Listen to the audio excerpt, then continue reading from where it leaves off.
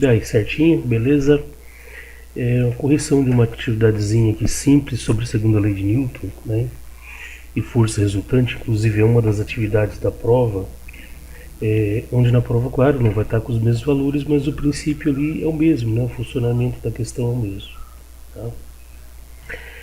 Então trata-se de uma questão de cálculo de força resultante e também utilizando a segunda lei de Newton, determinação de aceleração, né? Do módulo da intensidade da aceleração, da variação de velocidade. Tá? Lembra que segundo a lei de Newton é o que acontece, né? Está ligado ao movimento quando a resultante sobre um corpo é maior que zero, ou seja, não dá zero. Se a força resultante que atua sobre um corpo der zero, nós caímos em duas situações. Se o corpo já estiver em repouso, ele tende a permanecer em repouso. Se estiver em movimento, ele tende a conservar seu movimento com a última velocidade antes, né, do zeramento das forças, antes do cancelamento das forças. Isso, né, essa tendência a manter o repouso, que é o estado de equilíbrio estático, ou o MRU, que é o estado de equilíbrio dinâmico, a gente chama de inércia. Se a força resultante for diferente de zero, aí nós não temos mais movimento uniforme, a gente vai ter o repouso, a gente vai ter movimento acelerado ou desacelerado. Acelerado quando a força resultante aponta no sentido do movimento, ou seja, se o movimento ocorre para frente, a força resultante aponta para frente, esse móvel vai ter um ganho gradativo de velocidade, com uma aceleração constante. Se porventura o móvel estiver indo para frente, mas a força resultante apontar para trás, né, eu vou ter agora um saldo de forças que vai subtrair, que vai tirar, que vai retardar o movimento do corpo que está se movimentando para frente. Tá? Ou seja, nós vamos ter uma aceleração negativa. Então a força resultante para trás aponta, né, na mesma direção e sentido da força resultante também para trás ali. Tá? Então nós temos essas duas possibilidades. Aí nós temos o movimento retardado. Tá? Então vamos à questão.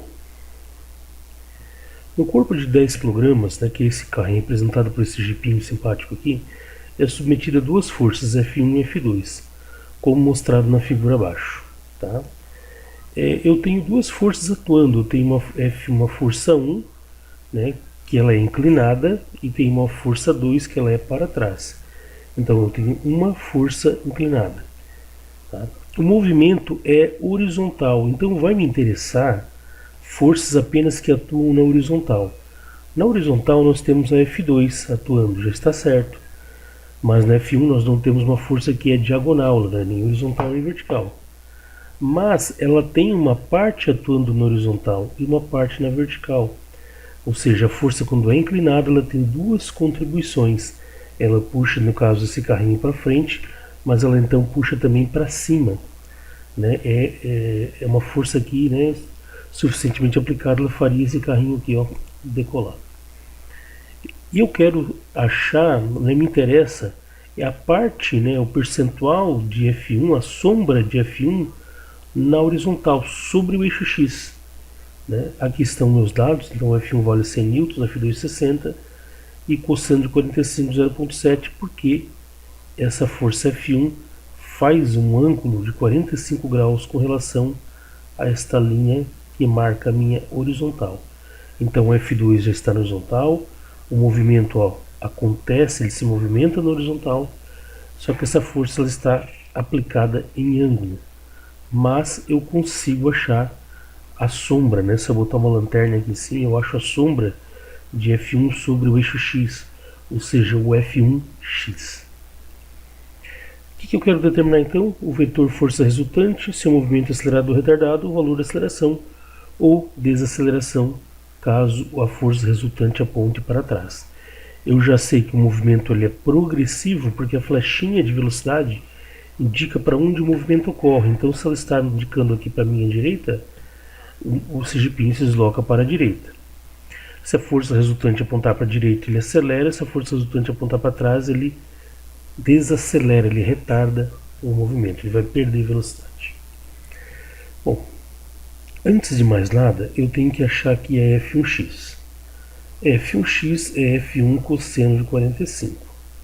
F1x é igual a 100 vezes 0,7, 70 N. Então está aqui a F1x representada. É uma força, então, é a sombra de F1 no eixo X, é a F1x. Pode ver se eu botar uma luz aqui em cima, F1x é exatamente uma sombra, ou seja, é a contribuição de F1x na horizontal. É a parte de F1x que faz a movimentação para frente. Quanto que vale numericamente esse F1x, o módulo? Né? É F1 cosseno de 45. Cosseno de 45 é 0,7, porque está fornecido aqui. Apenas nesse cosseno de 45 você vai substituir porque ele vale, que é 0,7. 100 vezes 0,7, então nós temos 70 newtons. O 100 está dado, né? Então substitui valores aqui, está aqui, 100. A resultante sobre esse carrinho, então, é a soma vetorial das forças na horizontal. Tá? Aqui é sinalzinho de mais, né? Porque eu estou somando vetores. Então eu vou ter força resultante F1x mais F2. Como o F1x é maior, eu faço sempre, lembra, subtração dos maiores menos o menor. Soma todas as forças, né? Se eu tiver mais de duas, né, eu somo todas as forças que estão no sentido menos todas as forças que estão no outro. Sempre o maior soma menos a menor soma. Tá? Nesse caso eu tenho duas, não é três, tá? Eu tenho duas forças no cálculo da resultante. São duas forças que estão na horizontal, que é o F2 e o F1x. Então a força resultante é F1x mais F2, soma vetorial. Né? Como são forças de sinais de sentidos opostos, eu vou fazer F1x menos F2. Por que F1x menos F2? Porque F1x é maior que F2. Então, né, força resultante aqui, como é módulo, intensidade, ela tem que dar número positivo. Então tem que ser sempre o maior menos o menor. Substituindo, eu vou ter 70, né, que é o F1x, menos 60, que é o F2, está aqui. Eu vou então chegar a 10 newtons. Está aqui representada a força resultante. Está aqui, ela é uma força resultante para a direita, horizontal sentido para a direita. Né? Então ela tem a flecha igual ao da velocidade, ou seja, ela está apontando para o sentido do movimento. Se o móvel se move para frente, a força resultante para frente, então nós temos um movimento acelerado. Se ele se move para frente, a força resultante aponta para frente, essa força resultante faz ganhar velocidade. Então, movimento acelerado, pois a força resultante tem o mesmo sentido de movimento, né? O mesmo sentido do movimento progressivo. E quem dá o sentido do movimento é o vetor velocidade, a representação da velocidade. Tá? Se a força resultante fosse para lá, né, se eu tivesse como resultante F2 menos F1x, eu teria um movimento retardado, eu teria uma desaceleração. Beleza? O valor da aceleração. Eu quero saber agora o valor numérico dessa aceleração. Usa a segunda lei de Newton. Força resultante igual a massa vezes a aceleração. Força resultante, 10 newtons. Substitui. A massa, 10 kg. Está dado aqui no cabeçalho do meu problema. A aceleração que eu quero achar. Inverte, né? E isolo o A. 10 que está multiplicando, passo para o outro lado dividindo, eu chego aí a 1 metro por segundo ao quadrado. Então é uma questãozinha típica aí, né, de cálculo de aceleração, conhecendo as resultantes, né? Então eu acho os resultantes através das forças aplicadas e a partir dessa força resultante, utilizando a segunda lei de Newton, como eu fiz na SEC, eu acho a aceleração. Tá? Uma coisa diferente. Se F2 for igual a 70, qual será a aceleração? Bom, se essa F2 for igual a 70, eu já sei que F1x é também é 70. Então eu vou ter 70 para trás e 70 para frente. Né? Então eu caio nesta condição aqui, que dá uma força resultante de zero. As forças que atuam sobre o corpo ali sobre o carrinho se cancelaram.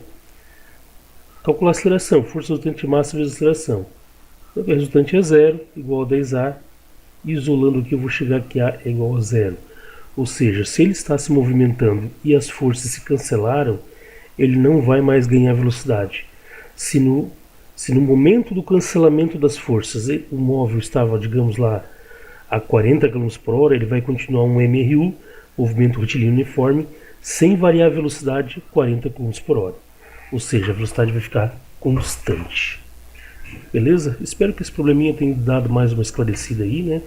É um mais do mesmo, é um mais daquele que eu já montei na videoaula anterior, só que esse aqui tem uma forcinha inclinada ali, tá? Então, é uma força inclinada, então a gente tem que achar primeiro aquele F1x ali, tá? Uma coisa que eu não peço que vocês tomem cuidado, que eu já vi em outras provas aí, não faz, né? Força resultante, teve gente que fez, F1 mais F1x mais F2. Não.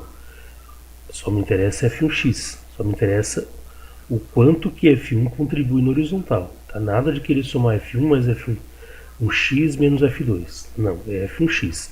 É o que está na horizontal e pronto. Que é o F1x, que é a sombra de F1 no eixo Y, no eixo X. Beleza? Então toma cuidado com esse detalhezinho aí, que já teve questões que o pessoal fez isso, somou F1 com F1x. Não é. Eu só posso somar como eu estou fazendo ali de forma algébrica se tiver tudo na mesma linha. Né? Por isso que eu consigo fazer F1x menos F2. Simples assim, porque está na mesma linha. Tá? E F1x é uma projeção, ele é uma parte de F1 na verdade, não é uma terceira força. Tá? Isso tem que ficar claro. Se nós tivéssemos uma terceira força aqui, a gente ia ter que usar a lei dos cossenos, né? Então já ia ficar um pouquinho mais complicadinho, né? A gente pode até qualquer hora fazer aí, é uma questão só para a gente saber que existe, mas eu teria que aplicar a lei dos cossenos aqui, né? Ou achar aí, né, a resultante através do teorema de Pitágoras, enfim, é possível, Eu poderia ter uma F2, uma F1 e uma F3 aqui, né? 3 forças, em vez de ser uma força mais uma projeção de 1. Eu teria como sim calcular a resultante, mas ficaria um pouquinho mais complicado, porque eu teria que usar uma formulinha um pouquinho mais complexa que é a lei dos cossenos, que também não é nenhum bicho de sete cabeças. Certo, pessoal? Qualquer dúvida aí é só perguntar, mandar mensagem, chamar o professor e dizer que está com dúvida. Joia? Beleza? Tchau, tchau.